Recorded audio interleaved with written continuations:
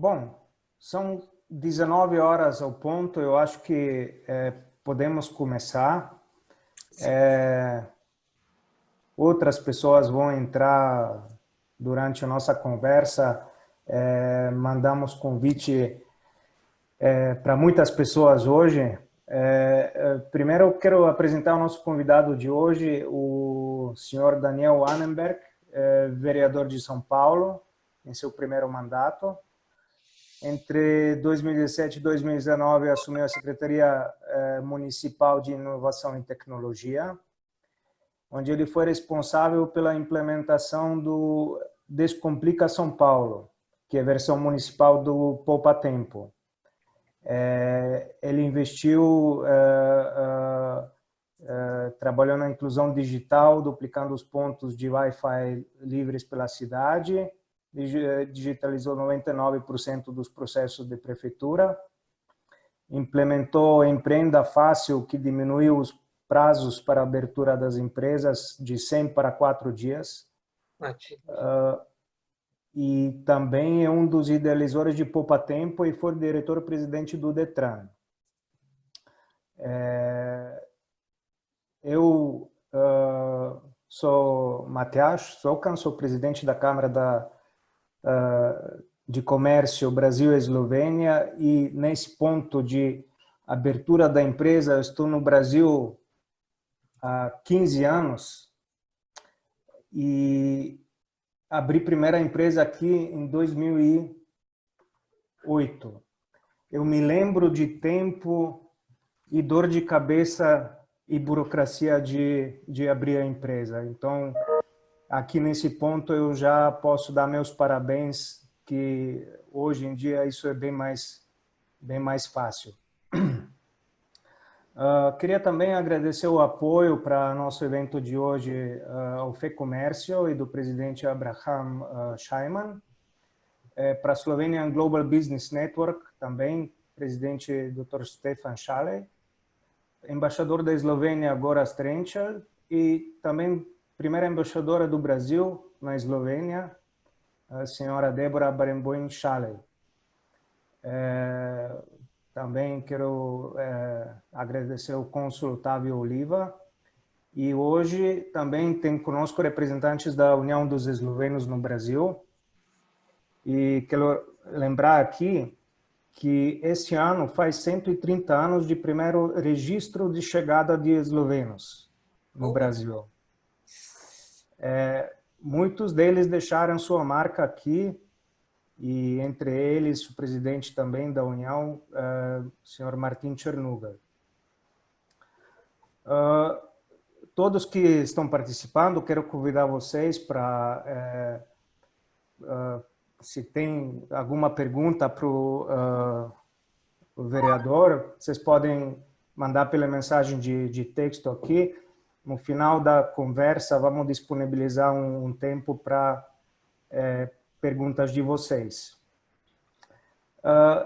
Então, senhor vereador, o senhor também é descendente dos imigrantes poloneses e russos, né? Pelo que estou sabendo. Tem alguma lembrança dos seus avós? Alguma comida preferida da sua babi, talvez, que lembra da infância? Eu tenho várias, Matias. Primeiro, obrigado pelo convite, e quero dizer que é um prazer e uma honra estar aqui com vocês. Os meus avós paternos, a avó veio da Bessarabia e o avô veio da Letônia, na verdade. E os avós maternos, o avô veio de Lodz, da Polônia, e a outra avó da Bessarabia também. Então, são todos imigrantes e todos eles judeus, e eu tenho lembranças de criança, desde os gefilte fish, né, e outros, vareniques e assim por diante, né? E comidas russas. Aliás, quero dar Shana Tová. Amanhã a gente começa o ano 5.781, e espero que esse ano seja mais doce do que o ano que passou, que não foi um ano fácil com toda a situação da Covid, enfim, com toda a situação mundial. Mas eu fico muito feliz porque a questão da imigração sempre para mim foi um tema muito caro, muito importante, e eu entendo perfeitamente toda a visão que vocês têm, né, a importância, né, dessas raízes nossas lá do leste europeu, tá certo? Que somos comuns nisso, e para mim é sempre muito carinhoso poder estar encontrando pessoas que também vieram buscar uma vida nova, construir um novo país, e muitas vezes começaram do zero, como o meu avô que vendia gravatas no Largo do Aroche, e o outro avô que trabalhou na Light, enfim, é um prazer grande estar com vocês aqui hoje à noite. Obrigado para compartilhar essa história familiar também. Bom, nos conta um pouco, então, sobre sua trajetória na gestão pública. Eu vi no seu site, que foi chamado de Senhor Poupa Tempo pela revista Exame, né? Sim. Tudo começou aqui? Como é que foi? Então, não, começou antes. Primeiro, também agradecer o Stefan, que tem sido um parceiro tremendo nessa questão de serviços digitais, do Brasil 4.0. A gente vai falar um pouquinho essa noite sobre isso também. Mas dizer que eu sou formado em administração pública pela Fundação Getúlio Vargas e sou formado em ciências sociais pela USP. E trabalho desde 1990 na área pública e gosto muito, né? Sempre fui um gestor público, já trabalhei 3 vezes na Prefeitura de São Paulo, trabalhei no governo do Estado, no governo federal, e só recentemente que, de fato, entrei para a política. Mas tudo começou em 1990, quando eu comecei a trabalhar na Prefeitura, mas um dos projetos que as pessoas mais conhecem é o do Poupa Tempo, que eu fui um dos idealizadores e coordenei o projeto por quase 10 anos, de 96 a 2006. E o Poupa Tempo, acho que vocês sabem, quem conhece o Poupa Tempo, a ideia do Poupa Tempo no governo Mário Covas foi justamente que a gente pudesse, por um lado, desburocratizar, simplificar a vida das pessoas, porque um dos grandes problemas do Brasil, não tenho dúvida disso, é que a gente é extremamente burocrático, o que, por um lado, complica muito a nossa vida e, por outro, gera corrupção. Então, a ideia da desburocratização e da simplificação é justamente para a gente conseguir eliminar essas coisas. Então, a ideia do Poupa Tempo, e eu sempre cito quem lembra há 30 anos atrás, ou há 25 anos atrás, tirar uma carteira de identidade no Brasil, você levava 60 dias, tinha que ir presencialmente numa delegacia, tinha os zangões em volta, tinha que preencher tudo manualmente, enfim, era, desculpa o termo, um inferno, tá certo, fazer isso, e a gente reviu esse processo e a gente conseguiu reduzir de mais de 60 dias para tirar no dia seguinte tudo eletrônico, num único local. Então, a gente fez muito isso no Poupa Tempo, não é por menos que o Poupa Tempo tem sido aí considerado há muitos anos como o melhor serviço público do Estado de São Paulo, quiçá do Brasil. E eu dei palestras na Rússia, por exemplo, na América Central, o pessoal de Portugal veio aqui ao Brasil, conheceu o Poupa Tempo, montaram a loja do cidadão lá, ou seja, é um exemplo de serviço público brasileiro que funciona. E isso eu tenho muito orgulho de ter participado, lógico que eu não fui sozinho, uma grande equipe, tendo apoio político, mas a gente implantou o Poupa Tempo e manteve ele quase 10 anos, eu fiquei à frente do Poupa Tempo. O Poupa Tempo hoje já tem 23 anos e continua funcionando muito bem, o que eu fico muito feliz, que, aliás, é outro problema no Brasil, a falta de continuidade das políticas públicas e a dificuldade de se fazer gestão.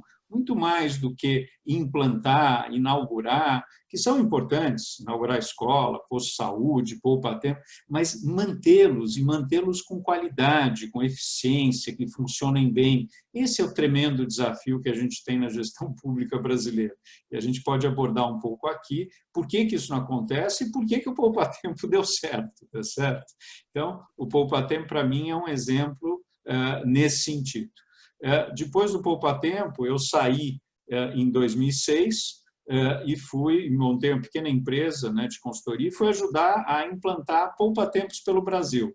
Ajudamos o pessoal do Acre, lá chama OCA, ajudamos o pessoal do Piauí, ajudamos o pessoal de Minas, do Espírito Santo, em vários lugares do Brasil, implantarem centrais de atendimento ao cidadão com esse conceito de agilidade, de rapidez, de desburocratização, de igualdade, todo mundo sendo atendido igualmente, sem privilégios, né? Então, são conceitos que estão por trás do poupa-tempo. E, em 2011, o governador Geraldo Alckmin me chamou de volta para o governo para coordenar uma reestruturação e uma modernização do DETRAN. O DETRAN, durante 70 anos, até 2011, tinha sido administrado por policiais, era um órgão com um perfil muito no sentido de segurança, e o governador Alckmin pediu que a gente, primeiro, fizesse uma transição, levando ele para a Secretaria de Gestão Pública, não mais segurança, com o padrão poupa-tempo, e justamente que a gente combatesse a corrupção. Pois bem, durante 5 anos eu fui presidente do DETRAN de São Paulo, implantamos, quando eu cheguei 2 serviços eletrônicos, quando você tinha 28, e hoje já tem mais de 50 serviços eletrônicos. A gente combateu bastante a corrupção com os serviços eletrônicos, com a desburocratização. Lógico que ainda não resolveu tudo, ainda tem problemas, mas o DETRAN, não tenho dúvida, que passou a ter um outro perfil, que é o perfil de atendimento, de estar ao lado do cidadão. Por exemplo, no DETRAN, uma das coisas que eu gosto muito que eu fiz foi implantar um serviço que é lembrar o cidadão que precisa renovar sua carteira de motorista, mandando para ele um SMS, uma carta 30 dias antes e dizendo como é que ele tem que fazer para resolver. Aliás, eu gosto muito disso porque eu acho que os governos têm que ser dessa forma, muito mais do que só fiscalizar, controlar, mas principalmente se antecipar ao cidadão e ajudar o cidadão a resolver as suas questões com o governo, né? De forma rápida, fácil, simples. Então, foi isso que eu fiz ao longo de 5 anos no DETRAN. E o DETRAN, enfim, montamos um código de ética, o DETRAN nunca teve um código de ética, e assim por diante. Vários projetos importantes nesse período de 5 anos, a gente pode depois detalhar alguns deles, mas sempre com esse objetivo: como atender melhor as pessoas, como desburocratizar, como combater a corrupção. E, em 2016, eu me candidatei a vereador, e fui eleito pela cidade de São Paulo. Eu tive quase 39 mil votos. Eu já tinha sido candidato em 2014 a deputado estadual, não tinha me eleito, tive 55 mil votos, mas voltei para o DETRAN e consegui, em 2016, me eleger vereador. Estando eleito vereador, o prefeito, que tinha sido acabado de ser eleito, João Dória, me chamou para coordenar uma secretaria chamada Secretaria de Inovação e Tecnologia, que era uma secretaria nova, que não existia, justamente para ajudar a Prefeitura de São Paulo a se modernizar também. E, ao longo de quase 3 anos, até dezembro do ano passado, eu fiquei trabalhando como secretário. A gente implantou o Descomplica, como você falou, o poupa-tempo municipal, reduziu o prazo de abertura de empresas e de forma digital, não mais presencial. As pessoas antes tinham que ir na Receita Federal, na Junta Comercial, na Prefeitura. Hoje você faz da sua casa, e ainda é um tempo grande, que eu acho, 3, 4 dias. Em outros países se consegue abrir em horas, tá certo? E quando eu saí da secretaria, estava trabalhando para agilizar o fechamento de empresas, que é o outro abacaxi no Brasil. Você abre, mas você não consegue fechar a empresa, porque é muito burocrático. Então, você desburocratizar é bom para todo mundo. Talvez não seja bom para meia dúzia que ganham com essas dificuldades, mas é bom para o governo, é bom para o empresário, é bom para o cidadão, é bom para todos. Então, e, aliás, um dos problemas que eu sempre vejo, já falei isso com o Stefano, é o custo Brasil da nossa burocracia. O que as empresas têm de gastos, muitas vezes, por conta de toda essa burocracia, lógico que um pouco de burocracia todos os países têm, e é normal, mas no Brasil isso é excessivo, é muito, não precisa, né? E a gente precisa combater isso justamente porque isso não só simplifica, barateia custo, você faz com que mais empreendedores queiram vir aqui. Se uma empresa, em vez de levar mais de 100 dias, leva 1, 2 dias para abrir, é óbvio que faz sentido você abrir aqui. Se leva mais de 100 dias, você não vai vir para cá, você vai abrir em lugares que é mais fácil abrir, né? Então, esse foi um projeto importante.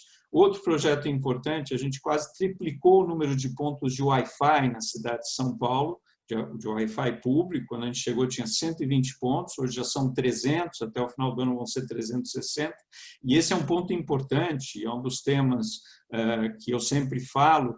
Nessa pandemia, a inclusão digital virou inclusão social, tem muita gente que não consegue acessar o que a gente está fazendo por aqui, e o futuro é cada vez mais digital. Cada vez a gente vai ter mais serviços eletrônicos em todos os níveis, como a gente vê vários países, né? A Estônia é um exemplo, Israel é outro exemplo, a China, e eu acredito nisso. Temos que migrar para os serviços eletrônicos. Mas tem 2 problemas aí que, se a gente não resolver, são problemaços. Um é o da inclusão digital, né? Não adianta nada eu ter um monte de serviço eletrônico, mas só 30% da população que acessa. E o resto? Como é que eles acessam? Como é que as crianças das escolas públicas estão vendo aulas? Não estão. Vou ser sincero, não estão. Por quê? Porque não tem inclusão digital. A gente precisa ter um plano nacional de inclusão digital, estadual, municipal, para que a gente possa, daqui a alguns anos, todos terem inclusão digital. Inclusão digital virou inclusão social, né? É um ponto assim, como se fosse uma questão de primeiríssima necessidade, que nem saneamento básico, educação de qualidade, saúde, é inclusão digital. Hoje a pandemia mostrou isso. E um segundo ponto é que, além da inclusão digital, tem uma outra questão que a gente precisa aculturar as pessoas como usar os serviços eletrônicos. Não adianta nada ter serviços eletrônicos se as pessoas não sabem usar, né? Eu sempre cito a questão de 30 anos atrás, dos bancos 24 horas. Não sei se vocês lembram, mas todo mundo ia ao banco, né? E, de repente, a gente começou a implantar banco 24 horas, que você podia fazer depósito, tirar dinheiro, pagar conta. Hoje tem os aplicativos. As pessoas levaram um tempo até entender como funciona. Serviços eletrônicos, principalmente serviços públicos, vai levar um tempo até todo mundo entender. Eu pego a minha mãe, que tem 81 anos, ela morre de medo de apertar o botãozinho no celular ou no computador. E não são as pessoas só com mais idade. Muita gente não sabe usar. A gente precisa fazer o que a gente chama de um letramento digital, um aculturamento, para que as pessoas entendam como funcionam os serviços eletrônicos, né? Que não é um bicho de 7 cabeças, que é bom, que ajuda todo mundo, mas para isso precisa ter uma capacitação. Vou dar um exemplo que a gente fez na Prefeitura de São Paulo, o Descomplica, que é o nosso poupa-tempo municipal. Ele está implantado já em 8 praças de atendimento das prefeituras regionais. São Paulo tem 32 prefeituras regionais, em 8 a gente já conseguiu fazer o Descomplica, e tem o Descomplica Digital, que é o seguinte: o cidadão chega lá e quer realizar um serviço. Primeiro que ele senta do lado do funcionário público, não é mais frente a frente, em que coloca o laptop na frente e, de forma transparente, mostra para aquele cidadão o que ele está fazendo. E segundo, que a ideia é mostrar para esse cidadão que talvez aquele serviço que ele está procurando, ele já poderia realizar da casa dele, do trabalho dele, e mostra como fazer isso de uma próxima vez, para que esse cidadão vá aprendendo como utilizar os serviços eletrônicos. Então, esse também é um ponto que eu acho que é importante, que a gente começou a implantar na cidade de São Paulo, além de vários outros. Eu não vou citar todos aqui, são muitos, mas, por exemplo, os novos processos, são quase 1.000 novos processos por dia que entram na Prefeitura de São Paulo. Quando a gente chegou, em torno de 25%, 30% dos processos eram digitais. Quando eu saí, 99% eram. O prefeito Bruno Covas só conseguiu administrar a cidade no meio dessa pandemia porque grande parte dos funcionários está trabalhando de casa por conta desse sistema que hoje praticamente tudo é digital. partir do ano que vem não entra mais papel na prefeitura, aqueles processos gigantes, não vai mais entrar. Vai ser tudo digital. Isso economiza, preserva o meio ambiente e agiliza, porque quando é digital, você tem um controle. O funcionário que não quer que o processo vá adiante, muitas vezes ele enfia dentro da gaveta e esquece o processo lá. No formato digital não pode fazer isso. Você sabe onde está cada um dos processos. Então, veja, é por isso que eu sempre defendo. Quanto mais a gente tiver os serviços digitais, melhor é para todo mundo. Então, eu contei muito rapidamente, Matias, só para as pessoas terem uma ideia. Os meus temas são melhoria do atendimento ao cidadão, serviços eletrônicos, inclusão digital, cada vez mais transparência, né? Participação das pessoas.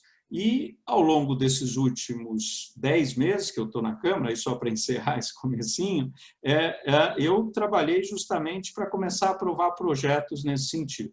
Um primeiro projeto meu foi aprovado, que eu gosto muito, é um programa municipal de linguagem simples, que eu acho que tem tudo a ver com inovação, que é o funcionário público parar de falar em termos complicados com o cidadão, né? Pode parecer que é uma besteira, mas não é.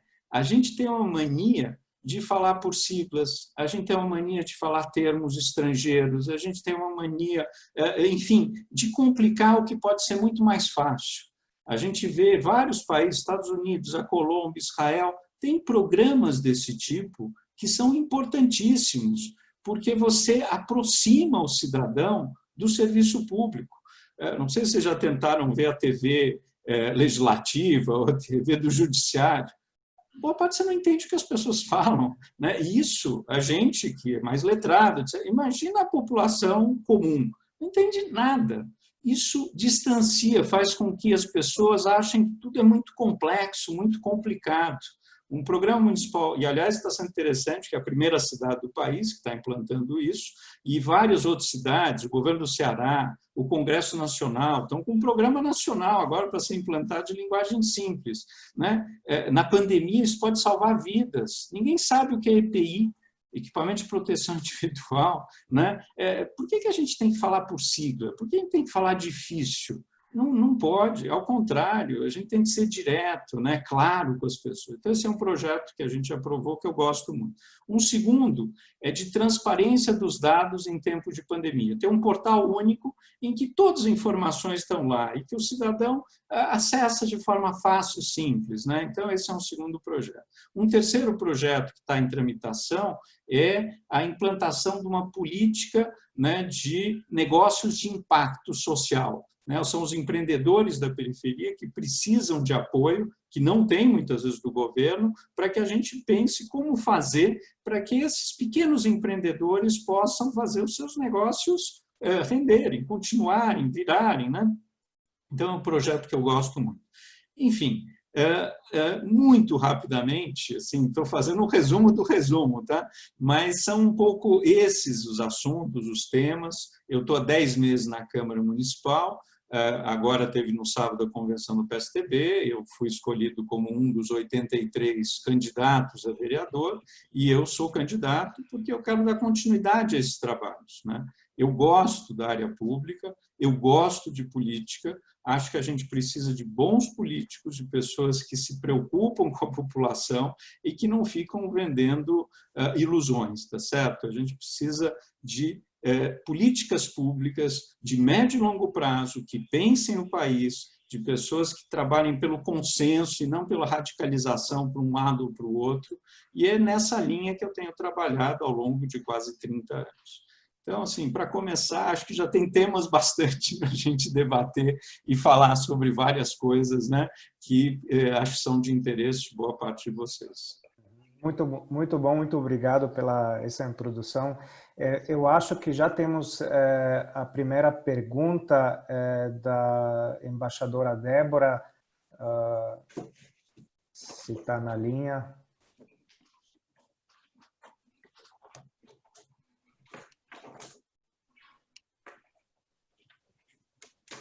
Boa noite. Está com o microfone desligado. Agora vai. Agora vai. Boa noite. De certa forma, você... Tira o som, Bozo. Tira o som. Tira o som. De certa forma, você já respondeu minha pergunta, porque eu queria perguntar um pouco mais sobre o seu trabalho como vereador. Há 4 anos atrás, nós tivemos essa conversa na casa da Evelyn, e o grande temor que a gente tinha, os amigos que estavam presentes, seus eleitores, é que você ia ficar pouquinho na Câmara e ia embora, porque você é uma figura da administração pública de primeira grandeza, você tem um currículo já comprovado e é normal que você seja chamado. Então, assim, a minha pergunta era um pouco, você falou do seu trabalho, você enumerou algumas coisas na Câmara Municipal. Eu queria que você nos contasse um pouco assim, um sonho. Se você tivesse um projeto dos sonhos para escolher, para as crianças, para os jovens, para o futuro, um só. Isso é tudo bacana, digital, é tudo um sonho. Você, para os seus filhos, para os nossos netos, o que você escolheria? Bom, primeiro, Débora, obrigado pela pergunta. Dizer, eu cada vez estou gostando mais da Câmara Municipal, tá certo? Eu acho que eu já dei também minha contribuição no Executivo, foram quase 30 anos trabalhando no Executivo, e esses 10 meses da Câmara me mostraram que tem muito para ser feito no Legislativo. E o Legislativo tem coisas importantíssimas, não só a fiscalização, apresentar projetos de lei, para consolidar, inclusive, essa ideia da linguagem simples. A gente começou no Executivo, mas agora é lei. Então, isso é importante para consolidar. Então, o Legislativo, acho que tem aí algo para ser explorado e para a gente inovar no Legislativo, para a gente modernizar o Legislativo, para a gente ter mais gente no Legislativo preocupado com esses temas que eu coloquei. Os meus temas de interesse são muito essa área de atendimento às pessoas, aos cidadãos, né? É isso que eu fiz a vida toda. A minha mulher, por exemplo, fica bravíssima porque eu ligo para Vivo, para telefone. Quando sou mal atendido, eu fico reclamando, eu brigo, eu vou na ouvidoria, porque eu acho que as pessoas têm direito a ser bem atendidas, não importa se é no serviço público ou fora dele, tá certo? Então, eu gosto muito dessa área. Eu sempre falo que a tecnologia é meio para melhorar isso. Né? O Stefano falava, não, e o 4.0, eu acho super legal, Stefano, mas é meio. Hoje a gente tem tecnologia para fazer qualquer coisa, inteligência artificial, a gente tem internet das coisas, tem chatbot, tem tudo, mas tem que ser meio para a cidade ser mais humana, uma cidade ser melhor para todos. Essa é a minha preocupação. Né? E aí, por que eu estou falando isso? Porque aí eu quero entrar na sua questão, que é eu tenho 2 áreas que todos vocês vão concordar são fundamentais. Uma é saúde. A gente viu nessa crise que o SUS, apesar de todas as críticas, até que segurou o rojão bem. Uma dos meus grandes desejos é levar o padrão poupa-tempo um dia para a saúde. Então, imagine, o que a gente conseguiu fazer de melhorar os documentos, melhorar o atendimento, se a gente conseguir implantar esse padrão na saúde. E uma saúde com isso que ficaria uma saúde como é o poupa-tempo. É um tremendo sonho, não é simples, não é fácil, você tem que mexer com muita coisa, você tem que desde rever a infraestrutura, capacitar as pessoas, etc, etc, etc. Isso é o padrão poupa-tempo. O padrão poupa-tempo é um mix de muita coisa, desde vamos dizer assim, a comunicação visual até o equipamento, o uniforme, a capacitação, o gerenciamento de filas. São 30 itens que a gente vai checando cada vez para ver se estão funcionando e que levam a ser o que o poupa-tempo é. Eu gostaria muito, um dia, levar isso e conseguir implantar isso na saúde. Esse é um dos sonhos. Um outro sonho é fazer com que a educação, que é um item importantíssimo, Débora, eu acho que é a única forma da gente sair da situação que a gente está e que a gente tem que pensar em médio prazo, longo prazo, é levar para a educação pública um pouco dessa parte de tecnologia, de inovação, né, que a gente precisa ter. Por exemplo, eu coordenava na secretaria os Fab Labs, que, aliás, não fomos nós que implantamos, foi o governo anterior, do Haddad. Não sei se vocês conhecem o Fab Lab. É talvez o equipamento público mais bonito da cidade de São Paulo, depois do Celso. Por quê? São laboratórios de fabricação digital em que as pessoas aprendem robótica, impressão 3D, marcenaria, um monte de coisa. Em geral, estão dentro de CELS, estão dentro de centros culturais. Um dos sonhos é, se a gente conseguir em todas as escolas, não só os CELS, implantar algo assim que permita que as crianças vejam o que é esse mundo novo, permita com que elas possam olhar e dizer, isso pode ser... Eu falo isso, Débora, e porque eu fui num Fab Lab lá em 2007, logo que eu comecei como secretário, em Cidade Tiradentes, no Centro Cultural.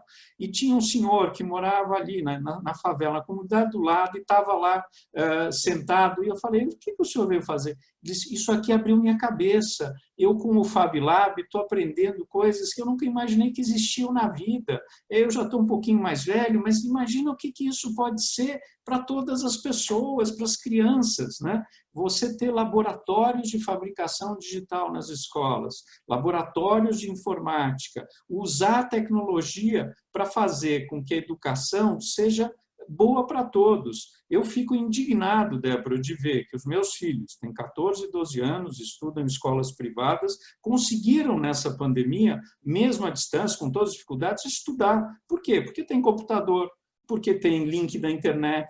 É um absurdo as crianças de famílias vulneráveis não conseguirem isso. É um absurdo. Não pode, ainda mais na situação que a gente está vivendo hoje. A gente precisa levar essa parte de inclusão digital, essa parte de tecnologia para todo mundo. Isso tem que ser uma coisa que tem que ser para todos. Então, se for pensar, esse é outro sonho. Um pouquinho. Lógico. Desculpa te interromper um pouquinho, mas essa questão, nós já chegamos a conversar um pouco sobre isso, e ela esbarra num problema que é das antenas e de levar a internet para a periferia. Como que anda isso? Então, Débora, esse é um dos problemas. Não é só uma questão da tecnologia, de poder fazer, mas se não tem internet, não adianta nada. Você tem toda a razão. Então, vamos lá. São vários problemas. Tem que ter inclusão digital, tem que ter aculturamento e tem que ter infraestrutura. Você tem toda a razão. Infraestrutura, a Débora colocou bem, para a gente conseguir levar, né, links da internet, para a gente, o sinal do celular, a gente percebe que tem pontos negros, né, pontos em que ninguém consegue falar no celular, não só na periferia, em vários lugares. Por que isso acontece? Porque não tem antenas em quantidade suficiente na cidade de São Paulo que mande o sinal. Por que não tem antenas? Porque é extremamente burocrático hoje licenciar uma antena. A legislação tem 15 anos para trás, tá certo? E aqui só eram as antenas grandes. E o que tem que ser feito? Tem que ser aprovado uma lei na Câmara Municipal, e isso eu estou lá pressionando, mas depende de mais 54 vereadores, em que simplifique o licenciamento de antenas. Então, esse é um dos temas importantes. Se a gente conseguir fazer que as antenas não sejam consideradas uma edificação, que é muito burocrático você licenciar uma edificação, e sim um equipamento público, a gente consegue, com isso, licenciar muito mais antenas, e com isso a gente vai conseguir, inclusive, começar a implantar o 5G, que também, se não tiver 5G, a gente não consegue fazer um monte de coisa. Então, o que precisa? A sociedade pressionar a Câmara Municipal. Hoje teve uma reunião das operadoras, da Abrintel, que é a Associação das Antenas, um monte de gente. Para quê? Para falar com o presidente da Câmara e dizer, olha, vocês precisam aprovar uma nova legislação de antenas. Mas deixa eu dar uma boa notícia. Há um mês atrás, a Prefeitura de São Paulo editou um decreto, eu fiquei lá em cima, pressionei bastante, em que ela normatiza a implantação das mini antenas. Porque na legislação anterior não tinha isso. Então, a Câmara não precisava legislar sobre isso. O que a gente fez? Juntos, levei lá as operadoras, com o secretário de Justiça do município, não posso nem falar isso muito alto, eles editaram um decreto E hoje a gente resolveu uns 20% do problema, porque as mini antenas, as mini herbes, já estão podendo ser licenciadas com uma legislação moderna, desburocratizada. Não resolveu tudo, precisa ser aprovado na Câmara. Mas aí, Débora, eu vou ser sincero com você, existem N interesses numa Câmara Municipal. E, em geral, uma parte dos vereadores, vamos dizer assim, não tem esse perfil republicano, para dizer o mínimo, se preocupam com a cidade, estão preocupados com outras coisas, o que é um absurdo, mas é assim que acontece, e não é só na Câmara Municipal, né? É na Assembleia, é no Congresso Nacional, infelizmente, né? Não é o meu caso, aliás, ao contrário. Eu defendo que um projeto desses, a gente não tem que estar pensando em A, B ou C, está pensando no todo, e para isso a gente precisa simplificar o licenciamento. Não vou falar mais sobre isso, mas vocês entendem que tem vereadores que não querem aprovar isso, tá certo? Por vários motivos, né? Se não tiver uma pressão grande da sociedade civil, né, da imprensa, de vários atores, muitas vezes a gente não consegue aprovar coisas que são boas para todos, né? Então, esse é mais uma das batalhas que eu quero ter na Câmara, se eu for reeleito no ano que vem, para que a gente possa ir adiante com o projeto de lei das antenas, como é conhecido. Tá? Muito bom. Bom, o senhor mencionou 5G, né? Eu sei que São Paulo foi eleito como cidade mais inteligente e conectada do Brasil, mas pelo visto está faltando muito ainda, né? Eu posso só imaginar o resto do Brasil, né, que deve estar muito pior nessa questão, né, de inclusão digital e tudo mais. Mas só uma coisa, São Paulo não era, né? Acabou de ser considerado, eu fiquei muito feliz, porque isso, eu não tenho dúvida, que é resultado de um trabalho aí de 3 anos à frente da Secretaria, de vários outros, mas a gente... E você tem toda a razão. São Paulo, se São Paulo é melhor, imagine as piores cidades. A gente ainda está longe do ideal, né? Eu vou dar um exemplo. A gente tem telecentros, que são as lan house públicas, são 132 na cidade. Muita gente fala, fecha isso já não serve mais para nada, todo mundo tem celular. Lê do engano. Essas lan house são lugares onde, na periferia, grande parte da população que tem celular, que não é de última geração, que tem celular que não dá para usar muito bem, a não ser mandar o WhatsApp. As pessoas usam essas lan house públicas, esses telecentros, para fazer currículo, para entrar nas redes sociais, para se comunicar com pessoas de outros estados, outros países. Então, estão sendo muito importantes esses telecentros e eles precisam continuar. Eu, aliás, como vereador, acabei de colocar R$500 mil de emenda parlamentar para modernizar esses telecentros, porque eu acredito que a gente precisa muito deles ainda. A gente vai ter uma transição. O Stefan precisa saber, não vai ser amanhã que vão ter todo mundo com serviço eletrônico e inclusão digital. A gente vai levar 10 anos para isso, 15 anos. Nesse período, a gente precisa ter uma transição que todo mundo seja atendido, seja presencialmente, seja pelo celular, seja por Wi-Fi público, seja pelo telecentro. Então, a gente precisa pensar como é que a gente leva serviços públicos de qualidade para todos. Esse é o desafio, né? E não é um desafio simples, são 12 milhões de habitantes, é complicado para burro. Tem gente que tem telefone celular de última geração e tem gente que não consegue entrar, não tem celular.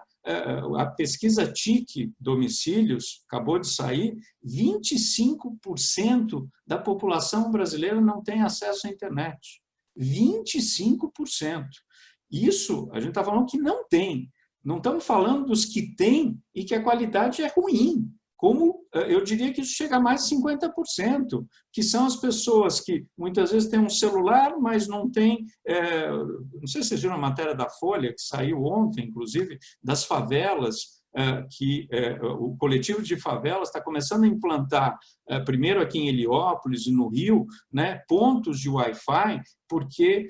e aí tem depoimentos de várias mães dizendo, eu tenho 5 filhos e eu não tenho R$20 para colocar aqui para que eles possam fazer aula à distância. Então, eles não tiveram aula à distância durante 6 meses. Então, é essa situação de uma boa parte da nossa população. E aí a gente precisa entrar profundamente nisso se a gente quer ter uma cidade, um país um pouquinho melhor, tá certo? Desculpa te interromper, Matias, mas eu acho que isso é fundamental nesse momento. Mas nem só a internet, né? 25% da população não tem acesso à internet, mas nem a saneamento básico, né? Precisa começar com o fundamental, né? Mas é que hoje a internet virou fundamental, Matias. Concordo, assim como né? o saneamento E básico. essa situação com pandemia só acelerou essa necessidade nossa, né? Exatamente. Como é que as crianças conseguem ter aulas se não tem? Por exemplo, educação é fundamental, todo mundo concorda. Não estão tendo aula. Uma parcela enorme da população brasileira não consegue ter aula. Então, isso virou fundamental. Por isso que eu falo, inclusão digital virou artigo de primeiríssima necessidade, como saneamento básico, como saúde, como educação pública, tá certo? É um tema que está na ordem do dia. E o senhor acha como vai ser São Paulo, Brasil, daqui a 20 anos? Vamos conseguir manter esse tempo de implementar todas essas coisas ou vamos ficar por trás? Porque essa situação de hoje, essa escassez de possibilidade de ter educação, de tudo isso, nós vamos sentir para frente daqui a 20 anos, quando essas crianças vão chegar no mercado de trabalho, sem dúvida, né? Isso vai refletir na economia, né? Vamos conseguir recuperar isso, manter esse tempo, ou vamos ficar para trás com outros países desenvolvidos? Bom, eu não tenho bola de cristal, Matias, mas eu sou um otimista por natureza, tá certo? Eu acredito que a gente vai ter vários momentos. A gente está num momento muito difícil, uma crise sanitária que está virando uma crise social e econômica, e os próximos 2, 3 anos não serão fáceis, um tremendo desemprego, né, e com uma dificuldade enorme de sair dessa crise. O nosso PIB caiu aí, que 10%, é um negócio assustador. Então, esse primeiro momento será difícil, mas eu acredito que a gente possa, aliás, usando as novas tecnologias, fazer todo um trabalho importantíssimo. Eu vou dar um exemplo. Na Câmara Municipal, eu criei, junto com alguns vereadores, mas eu que encabecei, uma frente parlamentar de games. Por quê? Games, você pegar qualquer jovem hoje, é uma coisa que aquela coisa que todo mundo quer. Não, quero jogar, quero jogar. E ele pode ser didático. Na educação é interessantíssimo. Tem coisas tremendas que os games podem ajudar. Lógico que não consegue substituir um encontro, uma educação mais humana, uma educação mais próxima, mas ajuda. Então, e isso é bom para a indústria brasileira, né? Eu não sei se vocês sabem, o Brasil é um dos países que mais produz games e que não é valorizado por isso. Então, será que não vale a pena, e é isso que nessa frente parlamentar a gente dá apoio, para que isso vire também um produto nosso, né, de ampliação, de colocar jovens no mercado de trabalho, né, de conseguir com isso melhorar, né, a economia, de empreendedores na periferia. A gente está cheio de gente, e são jovens que gostam de games, que poderiam estar ajudando a desenvolver isso. É uma das ideias, né? Mas o que você perguntou, eu sou muito otimista de que a gente tem uma geração nova aí que está preocupada com questões importantes, né? Desde direitos ambientais, né? Desde a questão de direitos humanos e várias outras, né? Então, eu acho que a gente tem condições de sair dessa crise e tem condições de começar a eleger pessoas que, de fato, estão pensando o país a médio e longo prazo. Não é simples, não é fácil, né? Muita gente fala, mas o Stefan que falava comigo, a questão das cidades inteligentes. Tá bom, é fácil fazer uma cidade inteligente do zero. A China fez isso, a Coreia fez isso. Como é que você faz uma cidade inteligente da base saindo de São Paulo, com todos os problemas de infraestrutura que a gente tem? Não dá para simplesmente apagar a cidade e começar tudo de novo. A gente tem que começar do que existe, e do que existe ir melhorando. E aí a gente vai precisar muito de parceria. Poder público sozinho não vai conseguir resolver. Isso para mim está claro. eu não sei se notaram, um social-democrata. Eu acredito da importância do governo em muitas coisas, mas acredito também que é importantíssimo a gente ter empreendedores, ter a iniciativa privada fazendo parcerias com o poder público para fazer as coisas andarem. Por exemplo, na prefeitura, a gente deu andamento a um projeto do MobLab com as startups, abrir dados da prefeitura para que empresas privadas com esses dados gerem informações, gerem negócios, e isso é bom para todo mundo. No caso do MobLab, por exemplo, se criou aquele aplicativo Cadê o Ônibus? É interessantíssimo. O que a prefeitura fez? Ela abriu os dados sobre os ônibus na cidade de São Paulo.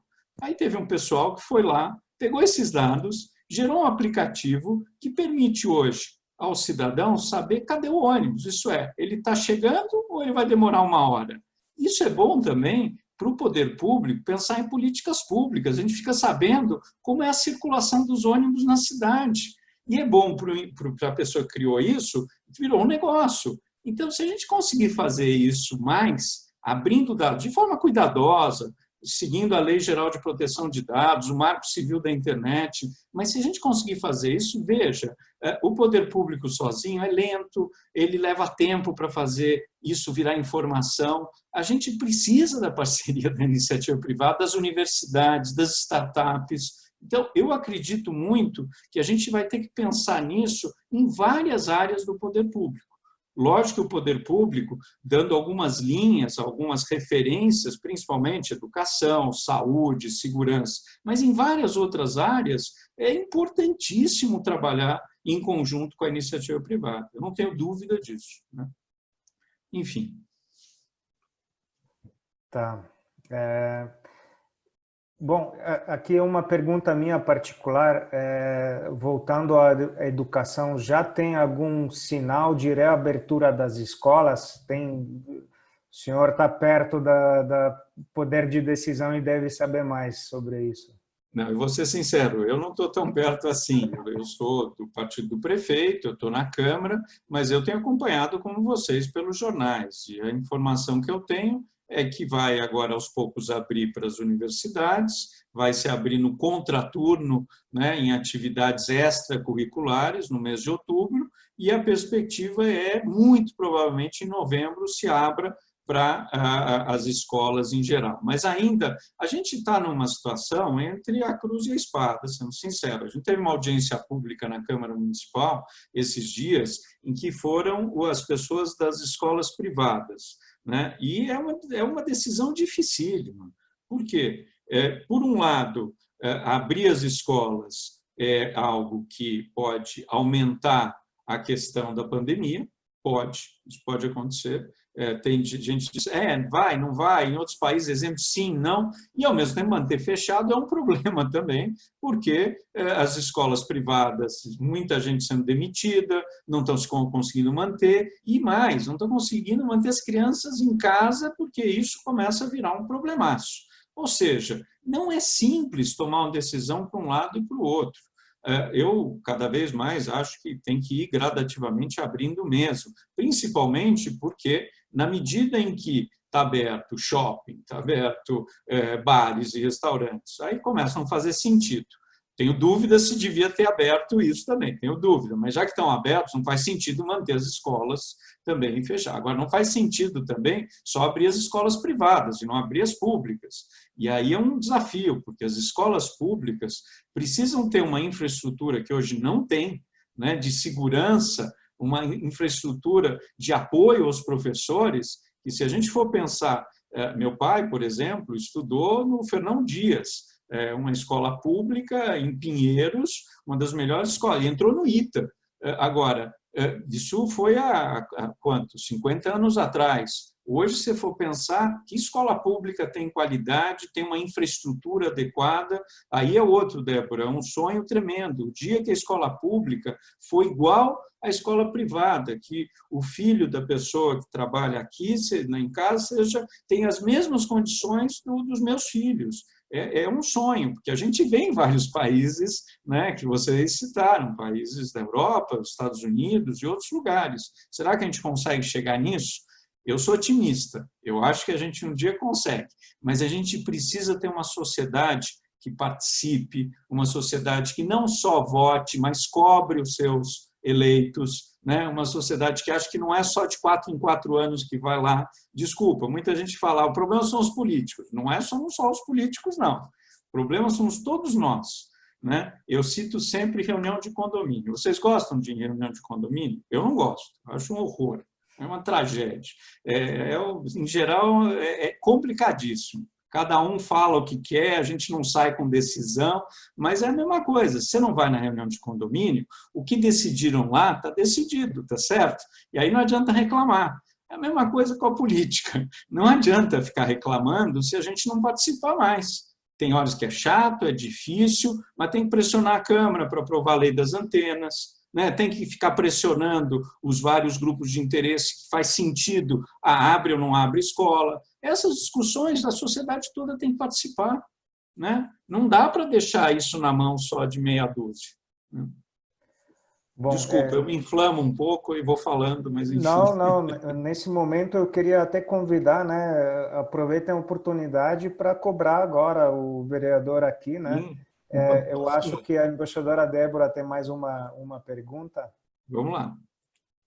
Daniel, então, um grupo pequeno aqui de amigos, bastante fechado, bastante íntimo. Conta um segredo para a gente. Quem é essa pessoa que estão falando que é candidato a vice? Você conhece? Você pode nos dizer alguma coisa? Olha, Débora, ele é um vereador da cidade de São Paulo, do MDB, o Ricardo Nunes, o vice do Bruno. É um vereador que conhece muito da área de finanças, né? Eu conheço pouco, porque eu convivi com ele esses 10 meses. Até hoje tem sido uma pessoa razoável, né? Agora, a gente tem que ter muito cuidado, porque o grande problema, Débora, é sempre o que está por trás de cada um dos interesses, o que cada um, né, tá querendo fazer de cada coisa. Eu tenho uma coisa que eu entrei na política porque eu acredito que a gente precisa melhorar a sociedade e melhorar para todos. Essa é a minha postura, tá certo? Mas eu não sei as outras pessoas, eu não conheço o Ricardo Nunes no detalhe. Eu conheço o Bruno, acho que o Bruno é um lutador, é uma pessoa que segue muito do que o avô dele, com quem eu convivi, o Mário Covas, que era uma pessoa, aliás, desbocada, sincera, que brigava com as pessoas, mas que era uma pessoa tremenda, porque ia lá e fazia as coisas acontecer. Então, é um dos meus exemplos de homem público, é o Mário Covas, tá certo? E eu trabalhei com outros também, Geraldo Alckmin, trabalhei com a Luísa Erundina, que eu tenho o maior respeito também, acho uma pessoa seríssima, erra em algumas coisas, mas foi minha chefe na prefeitura e acho uma pessoa honesta. Enfim, acho que a gente precisa ter pessoas que pensam a coisa pública, que não estão lá só para ganhar dinheiro ou estão lá porque acham que isso é trampolim para alguma coisa. Eu fico muito preocupado com esse tipo de coisa, né? Eu gosto da área pública, vou continuar trabalhando com ela o resto da minha vida, não tenho dúvida disso. E espero que agora muito no legislativo. Talvez daqui 4 anos, se eu conseguir me reeleger, eu possa te dizer, olha, o Ricardo Nunes, porque eu vou conhecer um pouco mais, né? Espero que o Bruno seja reeleito e que a gente consiga fazer mais melhorias do que a gente precisa na cidade, porque tem muita coisa para fazer, né? Mas eu não posso te dizer no detalhe, eu não conheço ele assim, no detalhe, tá certo? Obrigado. Eu quero... Sim, uma pergunta? Por favor, Boris. Daniel, eu tenho uma curiosidade enorme, porque você participou do Detran, acho que você deve conhecer bem essa questão na Detran, e uma coisa que eu fico assim, muito curioso, que a tecnologia do trânsito, controle de trânsito em São Paulo é fantástica, é tudo escaneado, as placas de carro são escaneadas, né? Se você esquece um dia, o dia do teu rodízio, é 4 pontos na tua carteira. Em 5 semanas, são 20 pontos. Né? E a gente é agraciado com 6 meses sem carteira. Eu não sei, eu sei que é um problema federal, não é estadual, não é nem municipal, né? Mas com a tua experiência do Detran, isso não é um problema para o povo, para a população de São Paulo? Eu imagino que 100% da população que dirige deve ter 30% no mínimo sendo criminalizada, porque está dirigindo sem carteira, né? Como é que resolve isso, né? Eu sei que é uma pergunta muito difícil, né? Mas eu tenho resposta muito fácil: respeita as leis. Mas vou deixar o ponto. A idade, você esquece. Eu esqueço um dia. Eu estou lá em 4 pontos. 5 semanas, são 6 meses.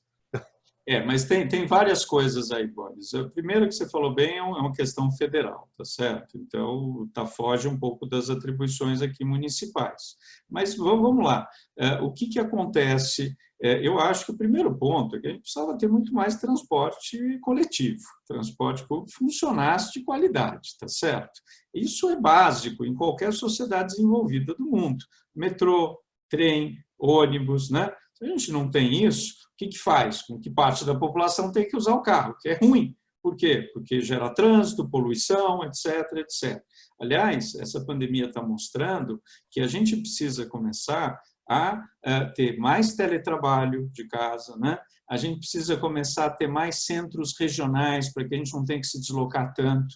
Não sei se vocês sabem, 3 milhões de pessoas todo dia vão da periferia para o centro da cidade e levam 2 horas para ir, 2 para voltar. É um absurdo. Será que não está na hora, como Barcelona fez, Paris e tantas outras grandes cidades, de você descentralizar a cidade, você ter centros regionais em que os serviços públicos estão mais perto da casa das pessoas, ou eletronicamente, em que o trabalho esteja mais perto, e assim por diante, que a educação esteja mais perto, né? Eu acredito muito que aí é uma questão de planejamento urbano, mas a gente precisa repensar a cidade para que as pessoas se desloquem menos, né?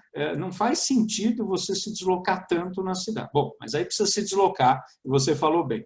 Aí eu entro no tema que você disse. Eu acho, sim, Boris, que a gente precisava mudar o Código de Trânsito Brasileiro, uma lei federal, e não do jeito que foi feito agora pelo governo federal, né? A questão da cadeirinha, a questão de aumenta a possibilidade de mais pontos na carteira. Não acho que era isso. Tinha que refazer o Código de Trânsito. Por quê? Porque não é só o teu caso. Tem mais pessoas que muitas vezes são pegas assim, a 50 por hora e era 40. É uma coisa. Você está dirigindo a 120 e era 50, é outra, né? Não só isso. Você imagina as pessoas que trabalham como taxistas, os aplicativos e assim por diante. Enchem de ponto na carteira por N motivos. Ou seja, precisa rever o Código de Trânsito porque tem coisas que são perigosas. Não dá para a pessoa na marginal dirigir a 140 por hora. Isso provoca um strike e mata pessoas. Agora, você parar num lugar, esquecer 20 minutos de colocar a zona azul, é outra coisa, certo? Ou mesmo você por conta do rodízio. Então, isso você revendo o Código de Trânsito, eu não tenho dúvida que melhoraria. Você faria uma certa flexibilização em alguns casos. Também não vai flexibilizar tanto, porque quanto mais você flexibiliza, as pessoas não respeitam. Mas isso é viável, eu concordo com você. Só que, para isso, precisa ter gente com cabeça para fazer isso no governo federal. E, aliás, independente dos governos, o que acontece? Em geral, o governo federal não pensa nos estados e municípios. Eu, quando fui presidente do Detran, eu via isso muito. O Denatran, que é o Departamento Nacional de Trânsito, editava uma série de portarias e não ouvia os estados e municípios. Por quê? Porque não havia. E quem aplica a lei são os estados e municípios. Quem cuida do trânsito na prática são os estados e municípios. Isso não é só no Detran, são várias áreas que acontecem isso. O governo federal, muitas vezes, se encastela lá, e eu não estou falando desse governo em geral, e esquece que as realidades são muito diferentes no país e que a gente precisa ouvir quem executa, para aí sim fazer boas leis, né? Senão não vai dar certo. Eu falava isso com todos os presidentes do Detran e o Denatran não nos ouvia. Só para você ter uma ideia, o CONTRAN, que é o Conselho Nacional de Trânsito, tem gente de vários ministérios. Não tem uma pessoa da CT, de nenhuma CT, de nenhuma cidade, e não tem um Detran participando. Não vai dar certo, tá certo? Porque o CONTRAN é onde dita as leis. Você não ouve quem executa, como é que vai dar certo um negócio desse, tá certo?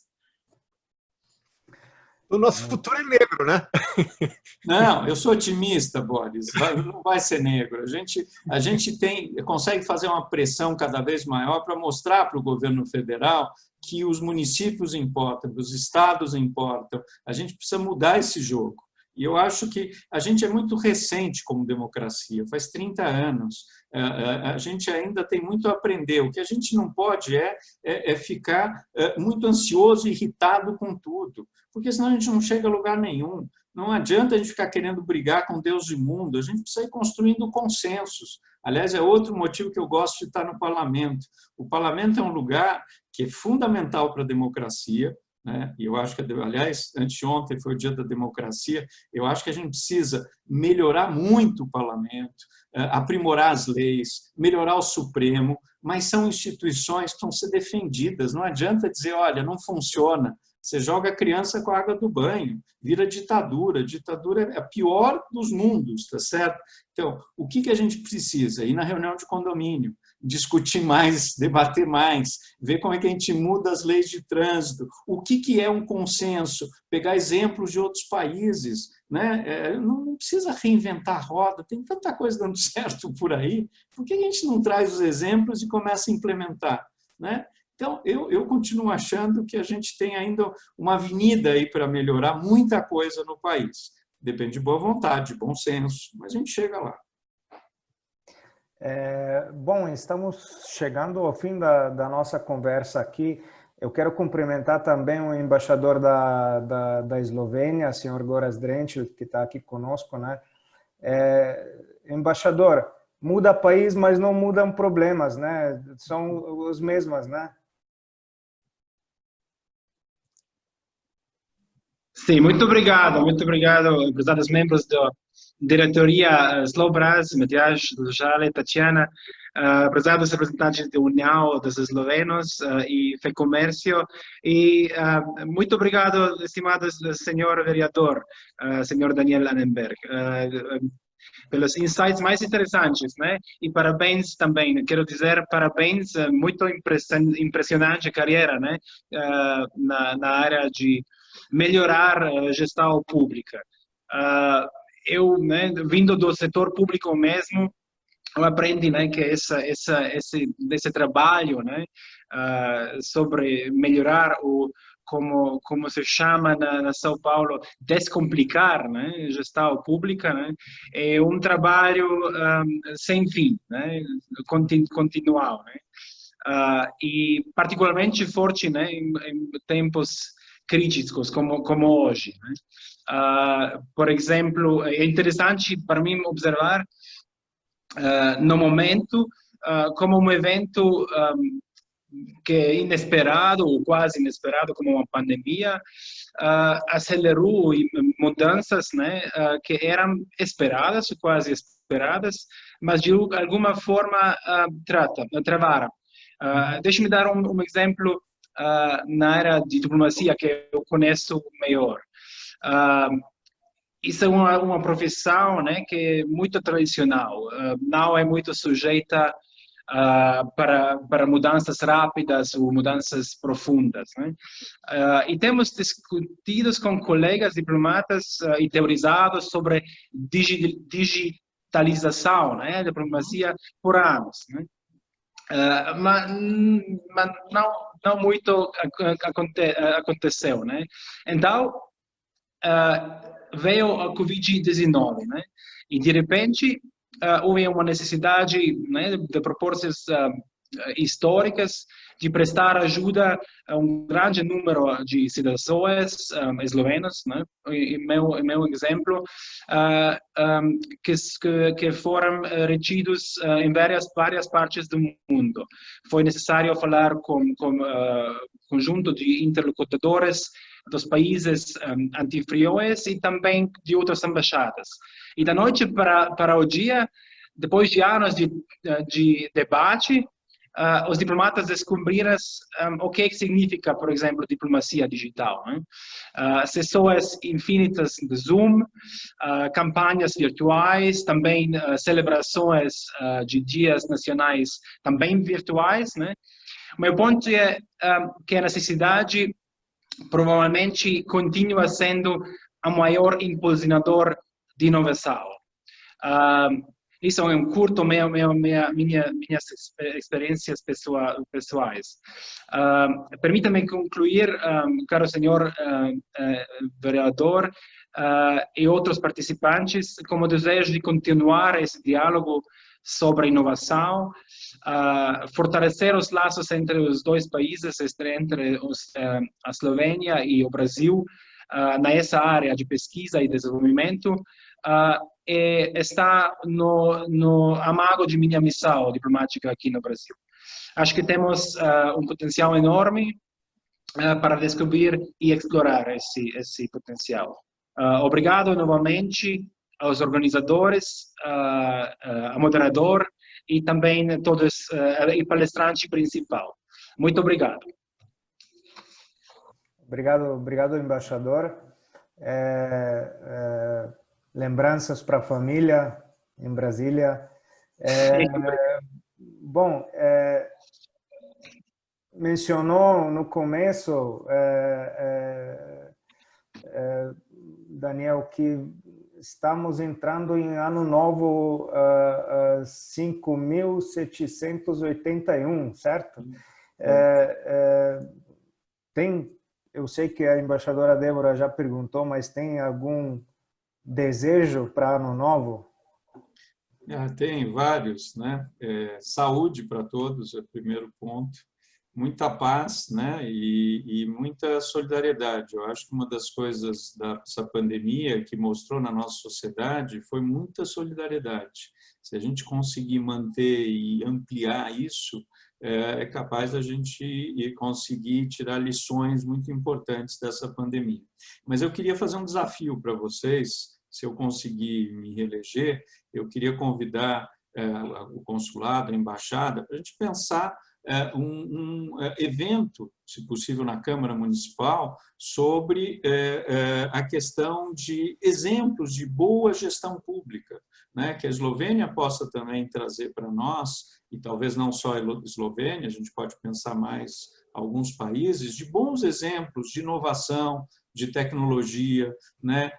De melhoria do atendimento, de simplificação. A gente podia pensar junto isso, e eu me comprometo, lógico, conseguindo me reeleger, que eu ajudo a encabeçar isso para que a gente possa fazer um evento em que a gente traz boas práticas para discutir com vocês e com outras pessoas a respeito disso, né? Se vocês toparem... Já tenho uma sugestão. Teve uma missão empresarial no ano retrasado, brasileiro, na Eslovênia. Participaram muitos prefeitos do interior de São Paulo e eles descobriram que a Eslovênia tem experiências muito inovadoras no tratamento de lixo, que eu acho que é um problema enorme que nós temos aqui, e já fica aí o primeiro tema para a gente discutir. Obrigada, desculpa a palpiteira aqui. Imagina, Débora, achei ótimo, concordo com você.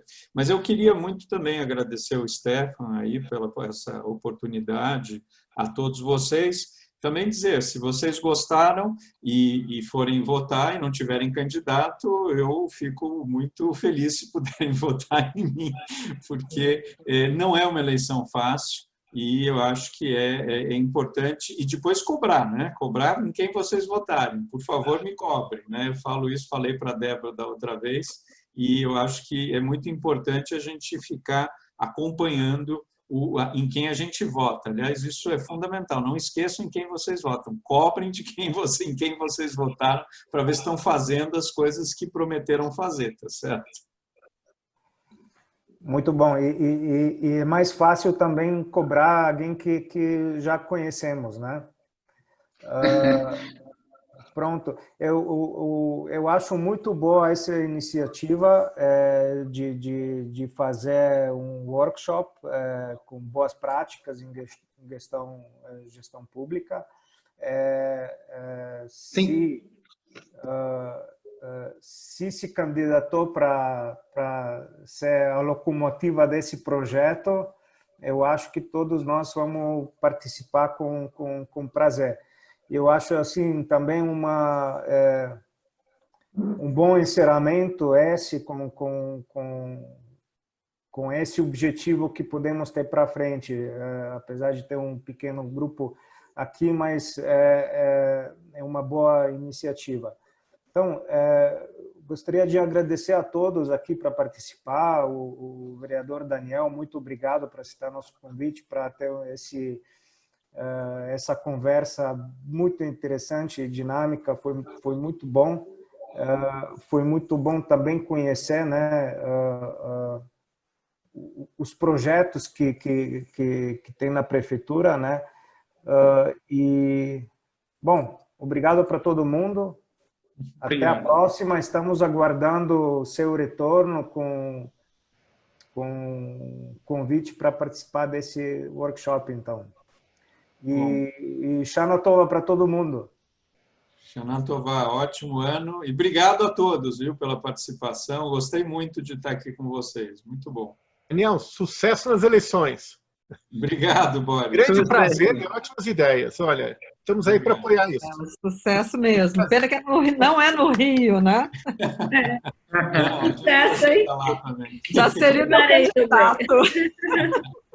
Muito obrigado, gente. Se puderem... Muito bom, Daniel. Parabéns. Precisamos de mais Daniels na Câmara, né?